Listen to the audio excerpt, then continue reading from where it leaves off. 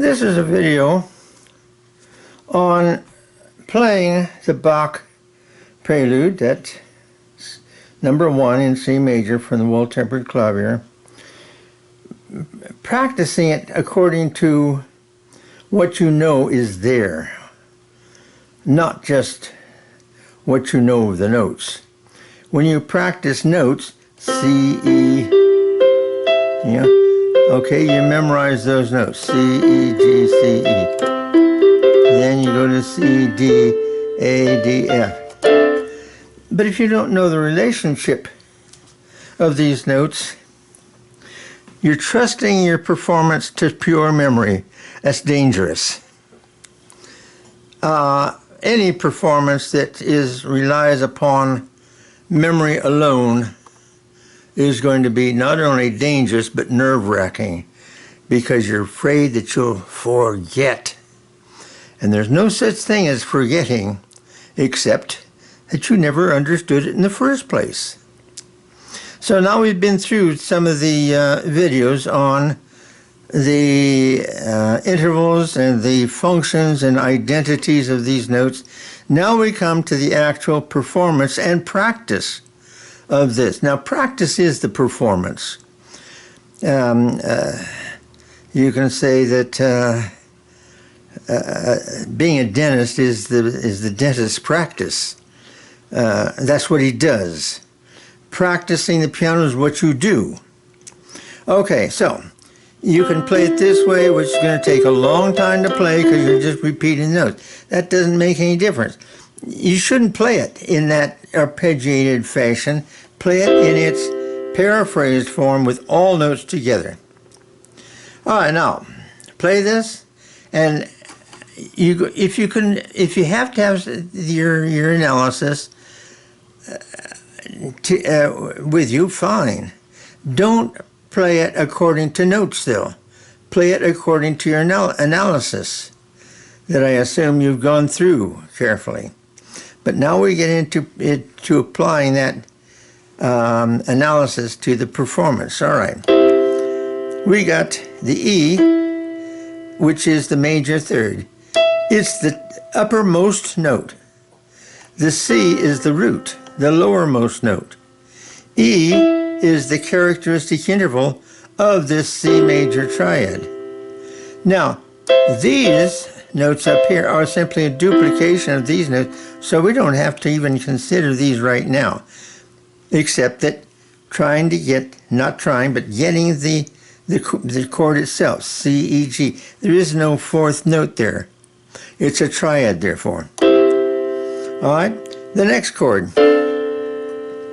Now, as I've mentioned in the other videos, two notes together like this, the upper note's bound to be the root, because the seventh is a whole step below the root.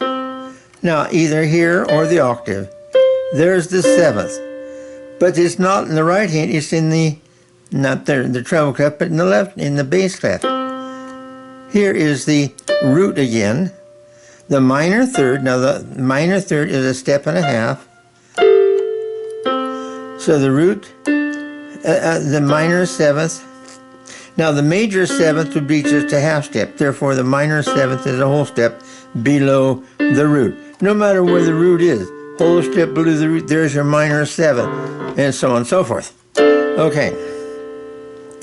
Now, you've got to rearrange these notes to understand what the chord is, what it is, where the root is. If you don't understand this, that this is the root here, probably. Not always, but most of the time. Well, let's take these two lines here down an octave. Now, remember I mentioned that when you remove a note down an octave, it becomes from a line note to a space note. This D down to this D, this is a line note, this is a space note. Okay, let's take that out. Let's take this line note down to the space note. Okay, now we're getting close here. We've got the here the space, space, space, and let's put the C in the bottom up an octave, and it becomes a line. Now we have line, line, line, line. It's a D chord, therefore it's a supertonic.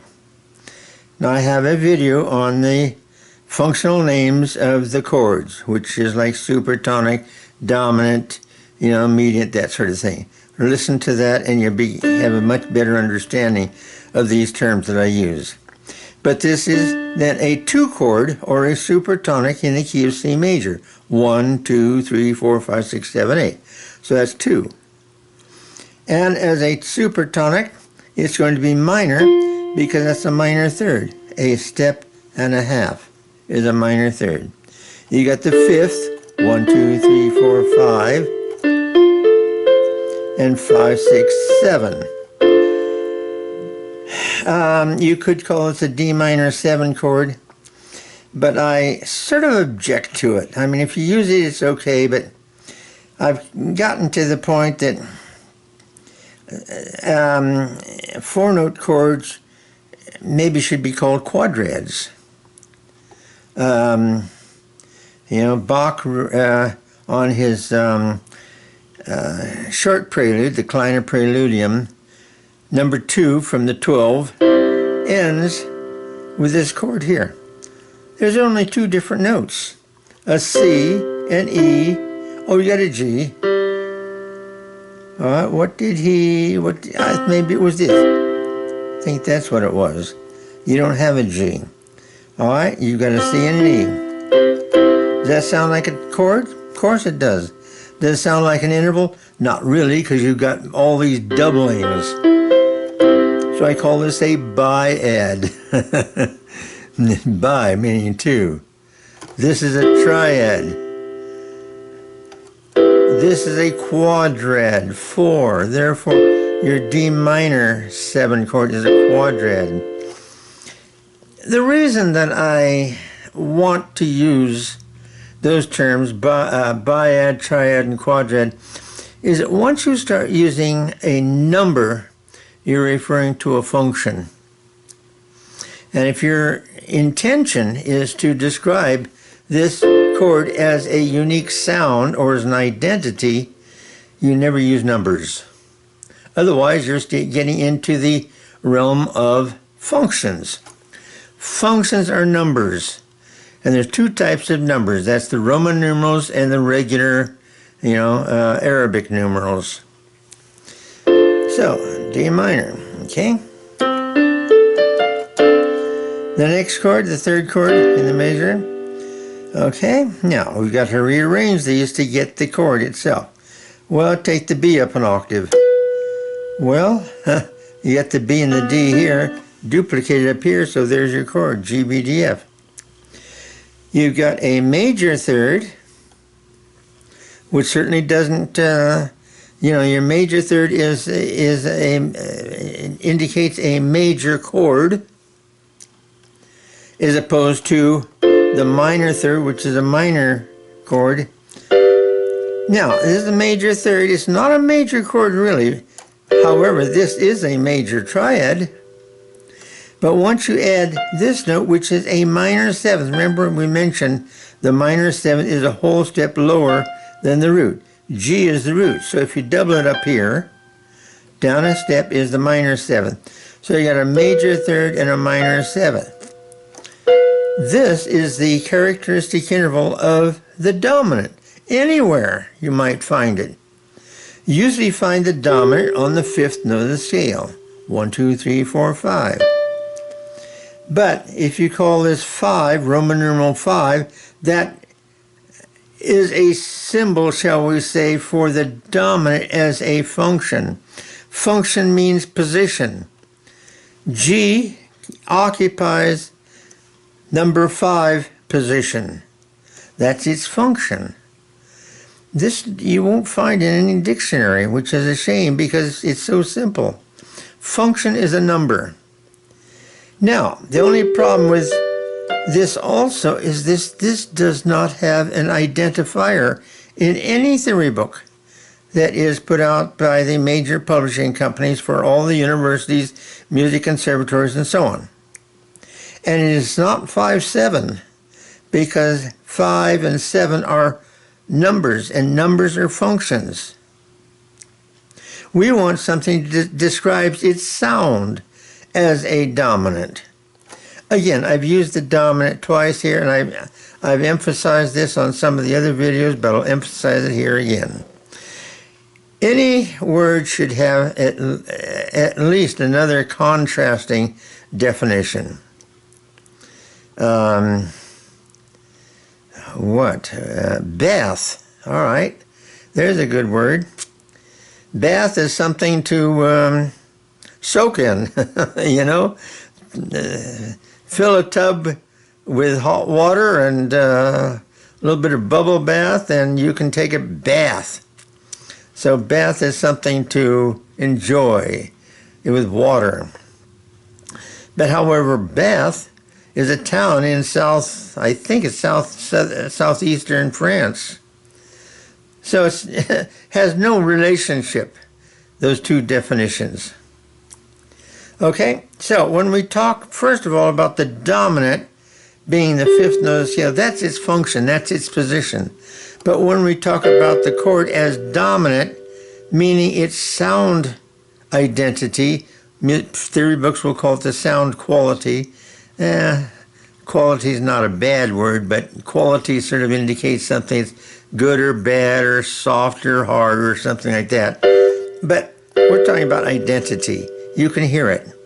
And its characteristic intervals are the major third and the minor seventh, a tritone.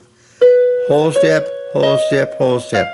3 tones or 3 steps or 3 whole tones, however you want to label them. But it's a tritone. There's your dominant. Okay? That's your fourth measure. Back to your C major triad. A minor. All right? Your uppermost note is the root of A minor. There's another root. How do I know that A is the root? Well, okay, now I've got the A up here, so that's okay, and I've got the E down here, that's okay. Now let's put these 2 notes down here up an octave. There you have it, A minor. You must rearrange your notes so it's line, line, line, or space, space, space.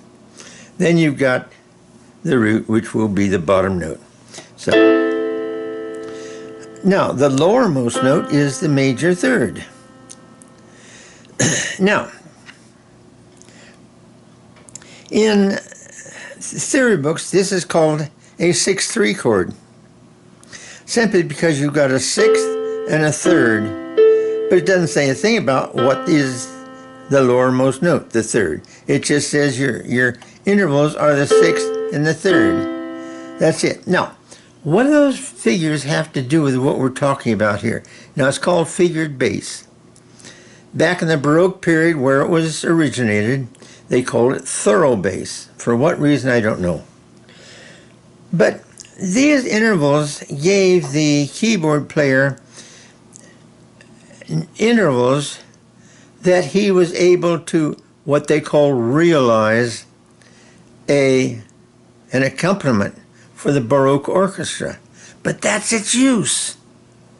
But that doesn't have the use for us today, unless, of course, you are a Baroque specialist, then you've got to know your figured bass. All that we're interested in right now is what is the lowermost note? Well, the lowermost note in the triad ACE is the 3rd. Remember, if you'll get to it, or if you'll see it on the other videos, you draw a line, and then underneath that line you put 3rd, or you put minor 3rd as the lowermost note. The right hand you put the root as the uppermost note.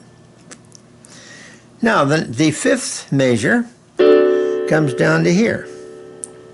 All right, now I've got the minor 7th as the lowermost note. Remember, 2 notes together, the upper note's going to be the root, and a whole step below the root is a minor 7th, the root. So the uppermost note is the root. Let's see, we've got the major 3rd.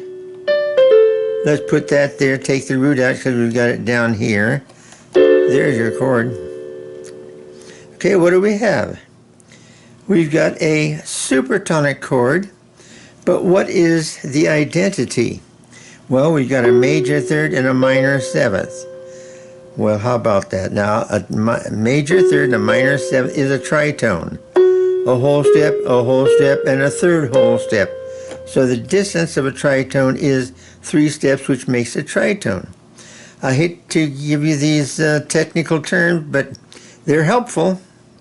A tritone is always the characteristic interval of the dominant, which is made up of the major third and the minor seventh. Okay? So, minor seventh is your lowermost note. The root is the uppermost note. Now, this is an altered chord. It's a dominant on the supertonic. Now, theory books and somebody who's versed in traditional theory will not have any idea what you're talking about. A dominant on the supertonic? A dominant is a note on the 5th note of the scale. Well, they get around this by calling it a secondary dominant. There's your primary dominant because it is normally the 5th note of the scale, which is the dominant identity, but this is another dominant. Same idea of the tritone, but it's a secondary dominant. Well, that's sort of dumb. You got the major third, the minor seventh on the supertonic. It's a dominant identity, and its identifier is X. X is a perfect symbol for the dominant identity because X isn't used anywhere in music. So it doesn't confuse anything. It's perfect. So this is a 2, you can say 2X, 2 dominant. A supertonic, the 2nd degree of the scale, and the dominant because it's got the major third and the minor seventh. And that's its identity. Forget about anything else. That's just its identity. Okay? Then after this, the supertonic goes to the dominant. Now, I have all this memorized as far as, the theory of it is concerned. And there's one other thing, which is the key circle. C goes to G, goes to D, goes to A, and so on. Or as you go down a 4th, down a 5th. C goes to F, down to B flat. C goes up a 4th to F, and so on. Now, C goes just up a 2nd to D. So you got D up to the D dominant. Then up a 4th, D goes to G, and that's in the counterclockwise fashion, which is the normal syntax of music. So G to D to G. G goes to C. Now, C goes down 2 steps down to A. C down 2 steps, actually a half step and a whole step. And A is the 6th degree of the C major scale. 1, 2, 3, 4, 5, 6. So it's a 6th chord. And the minor third is the lowermost note. The root is the uppermost note. Now we went to that, excuse me. Okay, there's your G. The major third is the lowermost note. You got the root on the top. Then you go to a C. Now, a C chord. Obviously, C, E, G, a C chord, a tonic. And a half step below the root is the 7th. So this is another quadrad. Because if I take the B up an octave, and I've got the C down here, so I don't need the C up here. 1, 3, 5, 7. Well, that's rather easy then. You can see it. But you've got to see it in this particular arrangement. Then this goes down a step down to A. Now, isn't that interesting? All the notes remain exactly the same, but they function differently. Major 7th, root 3rd, 5th, right? 1, 3, 5, root 3rd, 5th, major 7th. But if I use A as the root, then we got root, the minor 3rd, the 5th, the minor 7th. You see, totally different than root, major 3rd, 5th. Now we're in the context of the chord being an A minor chord. with the minor third being the characteristic interval. So now instead of this being a root of a chord, it's now the minor third of A. This is the fifth of A. This is the minor seventh of A. And this is the minor third. So your uppermost note is a minor third. Now A in the key circle goes to D. All right? There's another supertonic. There's an F sharp. So D to F sharp is a major third. And the major third, and this is the minor seventh, a step below the root. This is what we had before, but this is a different arrangement. Remember, we had this arrangement before. D, F sharp, A, C. Now it's this arrangement. D, F sharp, A, and then C. And then after, this is a dominant because of your tritone. It's a supertonic dominant. Love this seemingly conflict. It's not a conflict at all. We're just simply talking about supertonic as being a function, a 2 chord, 1, 2, goes to a 5.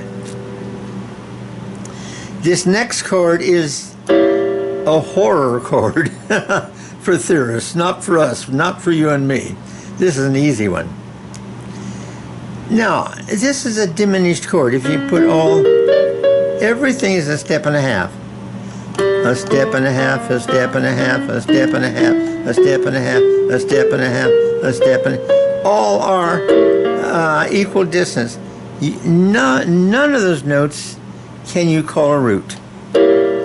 So what do we do? Well, G to C sharp is a tritone. 1 whole step, 2 whole steps, 3 whole steps. So what is this? Well, if this is the major third, A is the missing root. This missing root is found in at least 3 different areas. 3 different, I can refer to them.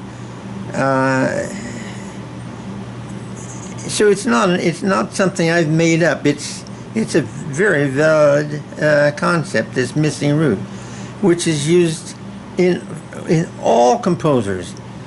Bach used it in this prelude. Mozart used the missing root chord in his works. Chopin, of course, and then finally jazz. The missing root is practically the standard bearer in all of the chords in jazz. Okay, anyway. Now, if we take A as the root, there's your chord. A, C sharp, E, G. And G, by the way, now A, C, E, G is the 7th. There's your minor 7th. And B flat is the minor 9th. Now A, if we regard A as being the missing root, A goes to what? A goes to D. Well, it's very logical, right? Not a problem. D is the root, F is the minor third, A is the 5th. Now this is highly complex. This is just a triad, remember, just DFA. There's no other notes in here. So it's just a triad. Okay, so that's rather easy. But if D is the root, then this is a supertonic triad. The next chord. Again, every single note is a step and a half apart. You can't call any one of these notes a root. But now we've got the tritone, F to B. Whole step, whole step, whole step. A tritone. And that represents the minor 7th and the major 3rd of what chord? The G dominant. G, B, D, F. G, B, D, F. It's all there, with G as being the missing root, and A flat is the minor 9th. And G moves to what? C. So it's 5 to 1. Alright, there you have the major 3rd in the bottom. There's your root right there. Your next chord, you'll come down to an F major 7 chord. It's an F quadrad. Alright, F is a 4 chord then. 1, 2, 3, 4. With the major 7th as the lowermost note. F is the root. Here's your FAC. And E as the 7th, making it a quadrad. then everything stays the same as we did before when we were going from C major 7 to A minor. But this is F major 7 down to D minor 7. Now these notes take on a completely different function. In this chord, the major 7th, the root, the 3rd, the 5th, the root. Now, root, major, 3rd, 5th. But if we take, that's with the root, F being the root. If we go down to D here, all these notes here stay the same, but they take on a different function. Now, instead of this being a root, it's now the minor 3rd, because now the root is D. A step and a half is a minor 3rd. 1, 2, 3, 4, 5. There's your minor 7th, a whole step below the root D. Okay? So D, F, A, C, a 2 chord, and it's minor. Then the next chord is a G dominant. So you got a G on the root, that's good. You got the G, put the B down here, and the F here, G, B, D, F, it's a dominant. You've got the tritone again. And then your next chord is a C major. That's pretty much the first page. The second page is pretty much the same kind of an analysis, and you should know this way. Therefore, when you're asked to play it somewhere, you have nerves, of course, but you don't have this terror feeling that, oh, what if I forget? What if you forget what? What, your functions, your identities? No, it's very doubtful you learned it, except for just memorizing notes. And memorizing in practice is not the way to learn anything. But to go through this way, but this takes practice. Practice, not your finger practice, you know. That's practice if you want to do your finger practice. This is practice of the mind. This is the practice of the intelligence. To know what the chords are, major, minor, dominant, basically. And then here and there, you will find in just about all music your missing root, your dominant with a missing root. You got other chords with missing roots, but we're not going to that until we get to it. Okay, now this has been a rather long presentation, but it's important that you understand that I can't forget that. That's just part of me. And the analysis and what it is, and the difference between a major 3rd and a minor 3rd, and a 5th, which is normal, and a diminished 5th, or an augmented 4th, which is the same thing. 1, 2, 3, 4, augmented 4th. 1, 2, 3, 4, or down here. 1, 2, 3, 4, a 4th, because it's normal within the key of C, augmented 4th. 1, 2, 3, 4, 5. 1 to 5 is a 5th. It's normal. We can call them perfect, but that's not necessary. Just either a 4th or 5th. And if we make that a half step smaller, it becomes a diminished 5th. But 3 whole steps, whether you call it an augmented 4th to F sharp or a diminished 5th down from G, makes no difference because it's still a tritone.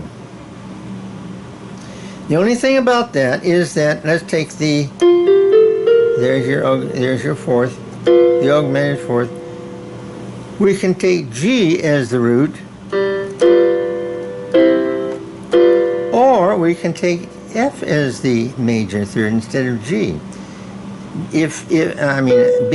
If G is the major 3rd, G is the root. Okay?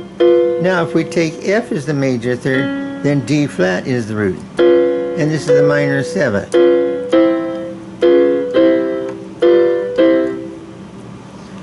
A wonderful example of that in the Chopin Nocturne, F minor. And I will be having some videos on that also, and how that all fits together. Anyway, see if you can work it out, because this particular Bach Prelude is vital for you to do this, because if you understand this and have practiced it and practiced it well, in other words, the analysis, and done it intelligently rather than just simply memorizing notes, you're well on your way. If it's just notes, then you will forget them. And you will come across something, oh, I forgot. No, there's no such thing as forgetting. You just didn't know it in the first place. If you truly know what I just presented here, there's no such thing as forgetting. And besides that, it's automatically memorized. Enjoy. Bye-bye.